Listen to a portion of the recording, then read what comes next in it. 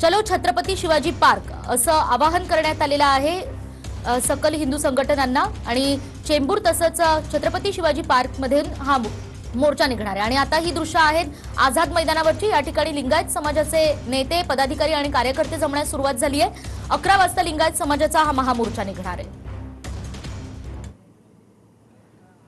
आज मुंबईतील आझाद मैदानामध्ये लिंगायत समाजाचा महामोर्चा आहे। आपल्यासोबत काही बोलण्यासाठी लिंगायत समाजाचे बांधव आहेत, त्यांना आपण विचारूया। सर, काय नेमकं या मोर्चाचं आयोजन कसं आहे?